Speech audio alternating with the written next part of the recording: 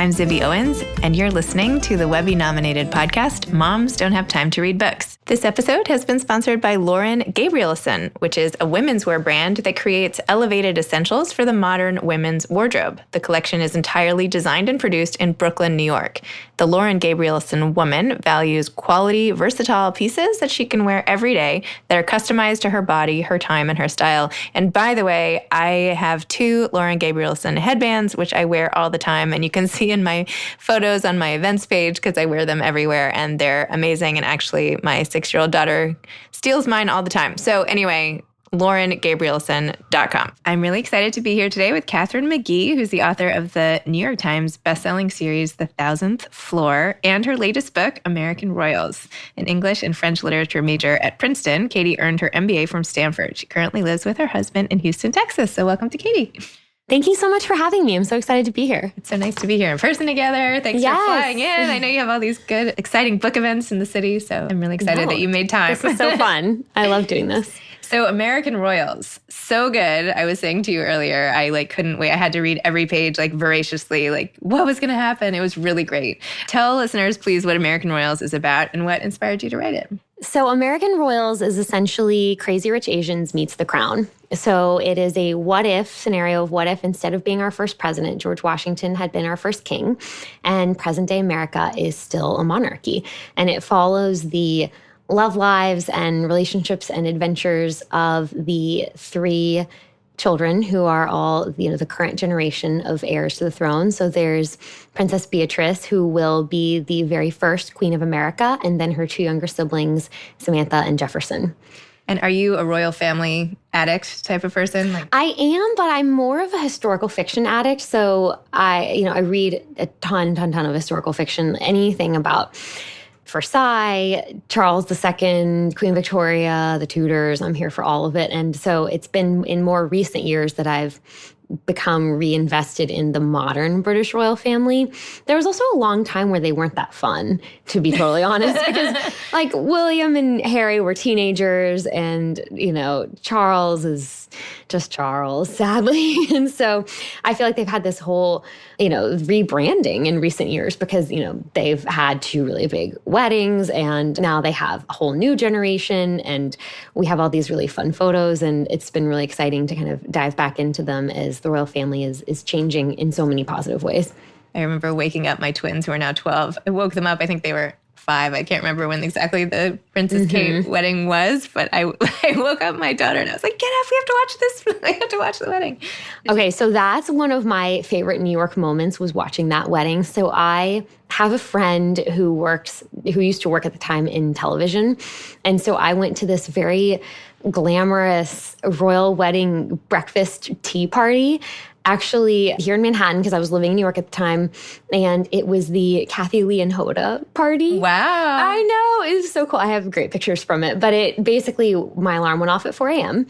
and we met up and went, because the pre-show started at 5 a.m. Eastern time, and had curled my hair, had on this bright pink dress, this big hat, and we're all crowded into this restaurant, and they were passing around mimosas, So this is on a Friday, and I went to work that day, and I had gotten up, had mimosas and tea, little scones and things, and watched. They had the wedding, all the pre-show, and then of course the live ceremony on these enormous screens. And it was so fun to watch, and the entire room broke out in cheers when they kissed. And then I remember going out onto the street, and people on the street were excited. And it just felt like all of New York was celebrating this moment that didn't even have anything really to do with us. And it's just about, royals who belong to another country. But it will always remain one of my, it's like being in New York for New Year's or something. It's one of those New York, Manhattan memories that I really treasure. Oh, and then of course you've effectively tapped into this whole royalty passion with your book, which is great. Tell me about how your thesis in college related to this final book.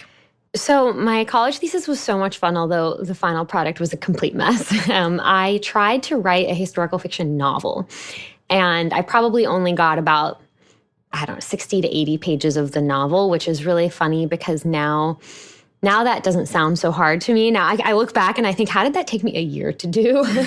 I can do that. But at the time, of course, I had never really written fiction before. You probably had a lot of other classes. I had other things going on. Right? Too. I mean, come on. Let's cut me some slack. Cut you some slack here. But sure. I did. Someday maybe I will revisit that novel. It was really fun. It was set in 17th century France, and it was also like American Royals. It was multi-POV, and it followed young women in Moliere's theater troupe and then young women at Versailles. And it was sort of like a Philippa Gregory-esque, but set in Versailles under the Sun King. And it was really fun. So since it was a creative thesis, I couldn't just turn in a creative document. That does not fly at Princeton. And so I had to write a final piece that was several chapters of, for lack of a better term, almost history, which is not very typical in the English department, but I wrote about the history of historical fiction in America. And in particular, this very niche subgenre of what I sort of called not even royal historical fiction, but historical fiction telling women's stories of stories that traditionally were men's stories. And we're seeing a lot of that in recent years. I mean, if you think about Madeline Miller and Cersei, and I feel like there's so many stories where we are now taking, a myth or a legend, whether it's King Arthur, and taking the women's side and retelling it. And so I was investigating stories like, Shakespeare's wife and the subgenre of historical fiction that follows the women who were there for all these events that you think you've heard of, but we're hearing them from a different angle. So I've read as much historical fiction as I can get my hands on, and it was a really fun project to work on. And that was when I did use this term castle envy, which by that I meant, this idea that Americans, since we don't have a royal family, we are endlessly fascinated by the idea of royalty. You always want what you can't have, right? Exactly. The grass is always greener. So I noticed in the 1000th Floor series, which I haven't read, but sounds amazing, best-selling series, you have like a zillion fans and everything. You wrote about a futuristic society in 2118 to start. And then in American Royals, you created this whole alternate universe, obviously with the US as a monarchy. And I was just wondering, is there something about these alternate realities that you in particular find so interesting? Like, does reimagining do something for you personally, emotionally, or is there something that makes you like to rewrite what life could be? It's a funny balance to strike, because if you've read my books, you know that I'm a bit of an optimist. And so I don't like to write about dark dystopian worlds. I really do want to write about a world that hopefully is, certainly in the 1000th Floor series, is slightly better than the world that we live in now. But that said, people are flawed, and certainly characters have to be flawed or you have no story to tell, because a story about perfect people in a perfect world would be a very short story with no story turns and no drama. So storytelling moments come from people's mistakes and the way that they handle those mistakes, and of course their desires, which often they want things that are not good for them, and what they're willing to do in order to get what they want. So as far as the what if of it all goes, it's been a really fun exercise to imagine the what if of a world where we do have a monarchy in the present day. It has led to a lot of questions throughout the book, both big and small. So small moments such as, do we have a national anthem? Do we sing God Save the King? Is it something else that I've never heard? Should I make up an alternate version of the Pledge of Allegiance? And then, of course, much bigger questions like, what does the rest of the world look like? So if you're taking as your thesis, even just using a basic 8th grade knowledge of history and not going deep, because we could debate it forever. But, thinking that, okay, the American Revolution inspired most of the later revolutions of world history, from the French Revolution to the Haitian Revolution to the Russian Revolution. And so what does the world look like now if you take out this very first domino? And where I've landed is a bit of an optimistic place, which is that the rest of the world does look quite a bit like modern England. So we have kept the trappings of monarchy, but socially the world has advanced. And obviously there's no more serfdom in Russia or anything like that. And if you do enjoy history and want to go deep in it, I think one of the things that hindsight's 2020, but one of the things that strikes me about all of these sort of doomed monarchies is how many chances they had to fix things, and how easily they could have ended up like England and sort of kept their position, but ceded away a lot of their power to some kind of representative government. I recently watched The Last Tsars on Netflix. I don't know if you've watched it. I haven't seen it. Oh my gosh, it's so good. And I'm endlessly fascinated by the Romanovs, but it's painful to watch because there are so many moments where you're seeing Nicholas make mistake after mistake and you're going, just talk to them. Like, they've elected representatives, like, please just go meet with them, do something. Because most people didn't want to kill that family. Most people didn't even understand what this idea of having a whole new democracy, it was very revolutionary. And anyway, so in American Royals, people were not so dumb, and people actually did, they didn't make all those mistakes, and they were able to sort of save the position that they held. And so in the modern world, there's a little bit of like this, the world has frozen in time in the 18th century because the Romanovs are still around. And, in France, we're on Louis the 24th or something. Right. So there are these other monarchies. But of course, it's the modern world. We've advanced socially. So it's a really fun what if game to play. And I'm lucky my college roommate is getting a PhD in history, and she's endlessly patient with me, like debating the nuances of my alternate world and all of its little corners of it. So you could have taken this obvious passion and interest in this topic, or really a lot of topics related to this time in history. You could have done anything with that. You've chosen to write this type of a book for this audience. Who's your target audience? Like, how old? Oh, everyone. Everyone? No.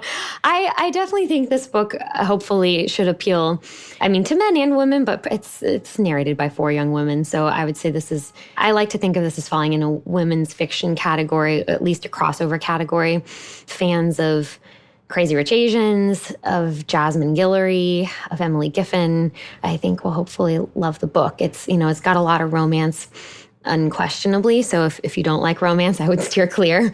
But there's a lot more in there aside from the love stories. And I feel like it appeals to teenagers too. This is like, yes, right? There's a lot of drama related to, some of them have just gone to college. I don't know. There's something very coming of age about it as well, which I feel like can appeal to even a slightly younger audience. Coming of age stories are totally timeless. I think true. It's so fun. And I'm not trying to say this is for this type of person. I agree. But I think that's the really fun thing about getting to tell this type of story. It's really a privilege to get to tell the story of how people are coming into who they are as adults. And I think, people do often ask me this, and I think my answer is often that, I'm still coming of age. I'm still figuring out, what does the world expect of me, and how does that come into conflict with who I want to be and what I want from the world.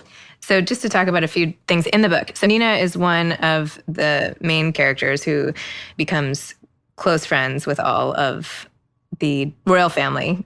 So Nina struggles with Daphne, who is this backstabbing, social climbing, I want to marry the prince, come hell or high water type of character. So Nina is now struggling with Daphne in her backstabbing ways, and her mother gives her some advice. She says, "Oh, Nina, I've gone up against the Daphne Daytons of the world 1,000 times over. You think," and the mom is a lesbian, so she says, "You think your mom and I don't know what it's like being told that we aren't good enough, that we don't belong? I'm a gay Hispanic woman in a position of enormous power in the king's administration. That has won me far more enemies than it has friends. Every day I face people like Daphne, people who fight dirty, who think that they're entitled to anything in the world that they want simply because they can reach their greedy hands out and take it."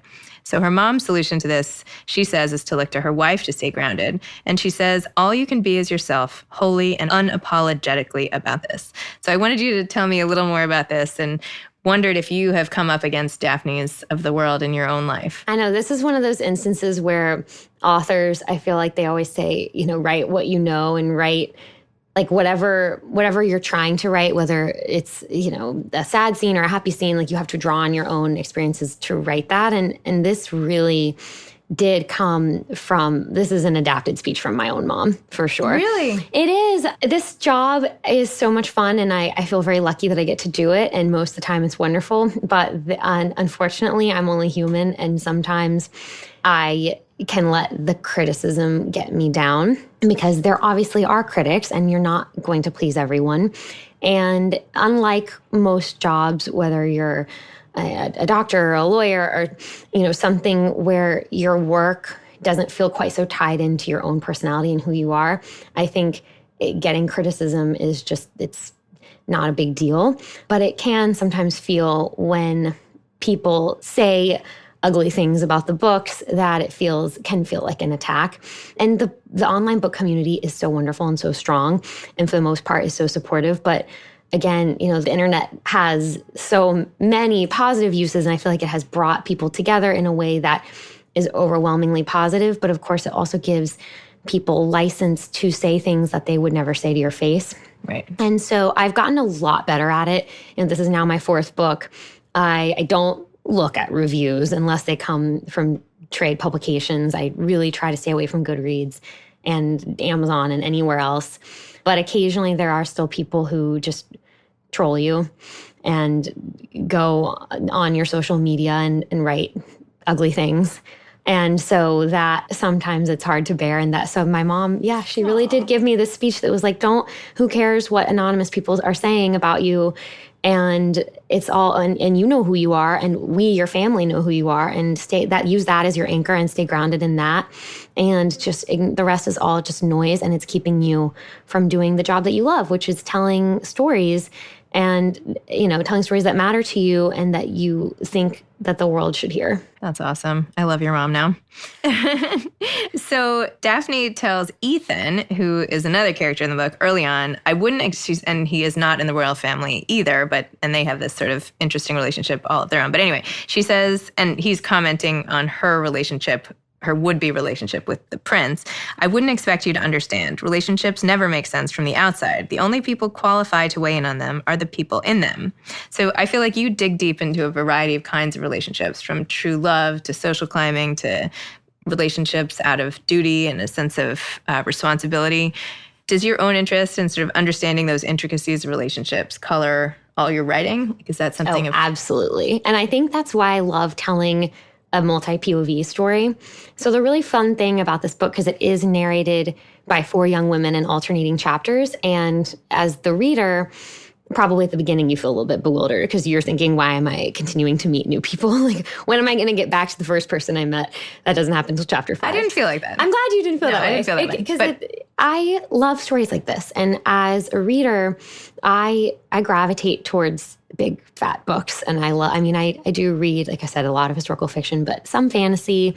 I always love books that have a lot of front matter. Mm-hmm. So by that, I mean, they've got maps or they've got family trees. And it's sort of a promise to me that the world might be really big, but as the reader, if you stick with me and invest a little bit of time, it's going to pay off 1,000-fold. And that is what comes from having a multi-POV story. And so the story turns and the drama and the excitement all come from the fact that you're jumping from one character to another, and you're seeing a moment or a conversation from one character's point of view, and then you get into another character's head and you realize that the second character interpreted it completely different. Mm-hmm. One of my favorite examples of this, I don't know if you've read or watched Game of Thrones. My kids have, unfortunately, with their dad, but I have not. This is my Game of Thrones example, but it's basically, there's a character named Jaime Lannister who in the first 2 or 3 books and the beginning of the TV show, as the reader or viewer, you just hate him because the only people who are narrating are people who despise him for various reasons. And then he finally starts narrating, and I think it's book 4, and everything changes because you hear his side of it and you understand completely differently. And that's what storytelling is for. At its core, the whole reason that people invented language was to share experiences, and to, as a reader, the reason you go to a book is to put yourself in the position of someone whose life you haven't lived and could never live. So that's the real fun of this book, is that there are so many relationships because you've got 4 main characters and then a lot of secondary characters. So the knot can become really tangled. And that's one of my favorite things, is always to ask people, who is your favorite character and who are you shipping? Which relationship are you rooting for? And it's always different. And sometimes people name relationship pairings that I haven't even introduced yet or thought of. Or sometimes I have thought of them and they're coming in book 2 and I haven't told people. And I'm like, yeah. Are you in the process? I'm in the process of writing the second book. Yeah. Excellent. What is it also called? What's it called? Do you have a title? Oh, I do have a title, but we haven't publicly shared it yet, so I can't. So I will announce keep watching your Instagram feed for it'll be an update. It'll be an Instagram. But it's the same characters. It's the same characters. I love it picks up about 6 weeks after book 1 ends. Oh, good. So it's good. Things are moving. I'm really excited. I felt sort of sad to say goodbye to these characters. So I would never end on that kind of cliffhanger. Okay, don't worry. All right, interesting. I thought that was like one and done. I didn't know. So. Oh, yeah. Perfect. That would be very cruel of me to end like that. I feel like. I didn't think it was cruel. You didn't think it was cruel? I thought it was an interesting ending because you're left to wonder. It's not totally resolved. Yes. Well, interesting. Oh, that's so cool. So how long does it take for you to write these books? Tell me a little more about your process. It should take about a year start to finish, but I can get slow sometimes. So. And I've read you have like huge outlines and you're like a big plotter. I do. I'm a huge plotter. But again, because of the multi-POV, it's really hard to, I don't think I could write this kind of book just with a blank page. And I know others like that. I was just with one last week, and it just goes to show that everyone needs to find their own writing process, because this is Kendara Blake, who writes the Three Dark Crowns series. And when she's describing her process, she goes, yeah, I just sit at my computer and I wait for inspiration to strike. And I just think if I was waiting, I would be waiting all day like a little surfer out, just never catching a wave. Just like I feel like I have to I'm more hacking my way through a forest with a hatchet. I don't know. I'm like, okay, the story's here and I just have to find it. And I go down some wrong paths before I find the one that feels right. But I definitely outline first, because otherwise, I need a roadmap, and then I change a lot through the process.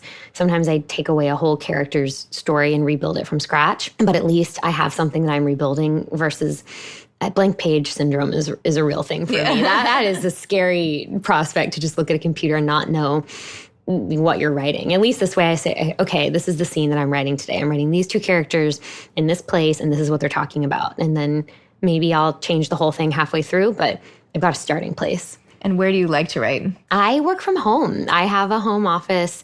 I live in my hometown of Houston, Texas, and my office is on the first floor. And it's got a lot of natural light. And I love silence. It's kind of, I was a library worker in college, and like Nina. Just like Nina. Yeah, I don't do well in really crowded or loud places. Although it's really funny, when I visited the friend I was telling you about with the history degree, she is studying at the University of Berlin. And so I visited her last year in Germany, and I ended up working a few days in cafes in Germany, and it totally worked for me. And I think it's because I don't understand or speak German. And so it all just sort of melted away into background noise. But when I'm anywhere crowded and people are speaking English, it's really, the words sort of attack my brain, and I feel like it's really hard for me to create my own words because I'm hearing too many other ones. I don't listen to music either. I'm pretty weird like that. I feel like a lot of authors have soundtracks, but I just listen to music as a break to sort of clear my head. But otherwise, silence. So I love working from home for that reason. And you have some fuzzy slippers you're like obsessed with? I have fuzzy slippers. I have I really do wear them every day, actually. They live under my desk, and I put them on every day. It's nice to have a routine like that. Then. Yeah. It's like, it's like your work hat, your work shoes. It's like your, I know. I used to get dressed up. Well, obviously, back when I had an office job, I always wore dresses and heels and tried to look nice. And now it's like I wear jeans and T-shirts. But you look beautiful today. Very comfy. Katie's wearing this gorgeous red dress and looks amazing. So, yeah. Well, today's a special day. Today I'm not wearing fuzzy slippers. No slippers today. Wait. So let me just ask you one other thing. You went to business school. I did. I saw that you asked about that. Yes. I also went to business school as sort of a non-traditional business type person. I loved to write, and I would write for the paper. And I felt a little bit always sort of an oddball among some of the more analytical only type people. Mm-hmm. Why did you end up at business school, and how do you think it's helped your writing, if at all? I do think it's helped. I was a lost soul, as many people who go to business school are. So I worked as a book editor in New York for 4 years, straight out of college. So I worked at Warner Brothers, and got to edit some amazing books like the Pretty Little Liars series and the last 4 Vampire Diaries. So I was working in sort of the teen franchisee space. And I was having a lot of fun at my job, but ultimately, I felt like a few years in, I really had learned everything, and I was just executing, which is always a sign that you should pause and re-examine what you're doing. I mean, certainly as a writer, I feel like I'm still learning. I probably will never stop learning. And not just learning the history facts, but learning how I do my own job. It's always changing. And I did feel like I was sort of hitting a wall. I didn't really want to stay in book editing forever, but I didn't know where I wanted to go. And so, like many confused people, I took the GMAT and ended up getting into business school. And so I went.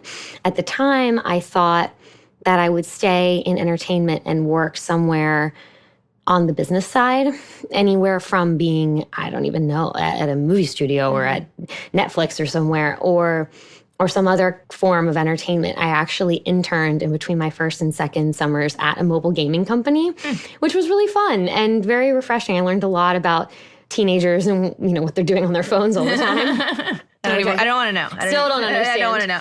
But ultimately it wasn't my passion. Yeah. And so I had always wanted to write.